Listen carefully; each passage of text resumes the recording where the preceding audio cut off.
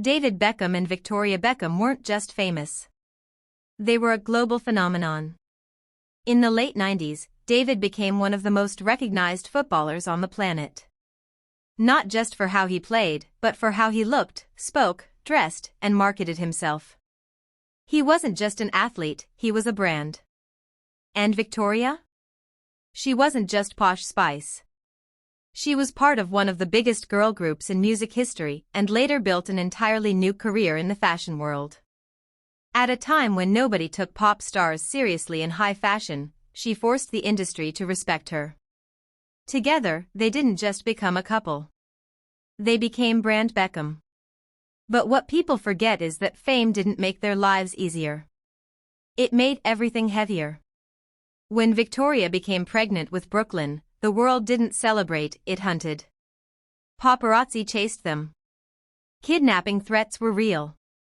Their family car was surrounded constantly by screaming strangers with cameras.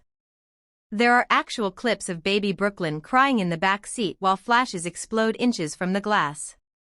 This wasn't a normal childhood. This wasn't normal parenting.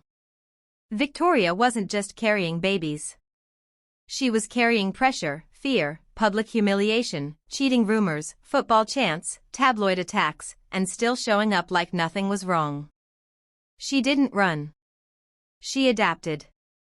Now fast forward to today, and suddenly, she's being painted as the villain in her own family story. Brooklyn Beckham, her firstborn, seems to have chosen another side.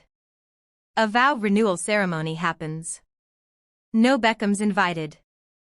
They supposedly found out the same way everyone else did, online. At the ceremony, people give speeches praising Brooklyn for escaping a toxic family. Brooklyn speaks, and doesn't mention his parents at all. Imagine being a mother and seeing that play out publicly. No messy interviews. No retaliation. No leaks. Victoria stays silent. And people call that cold. But silence, when you've lived through chaos, is often strength. Brooklyn tries to launch himself as a chef.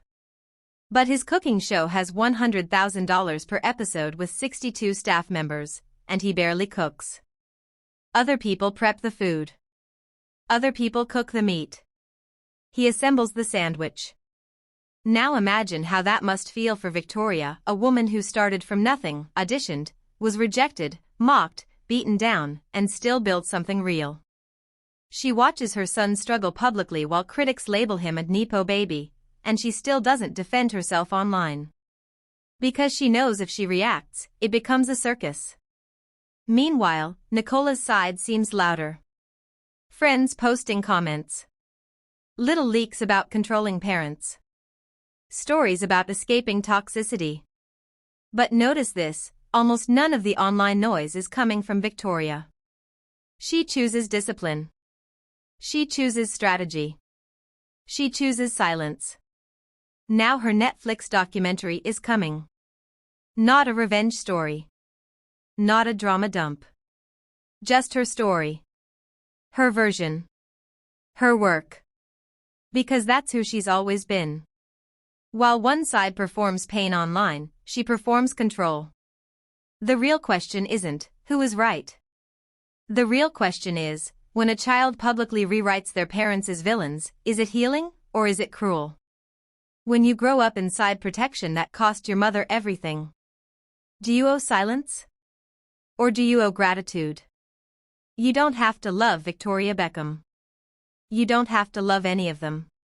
But when you look at the years she survived, the pressure she absorbed, the humiliation she carried, and the restraint she still shows, you understand why so many people stand with her.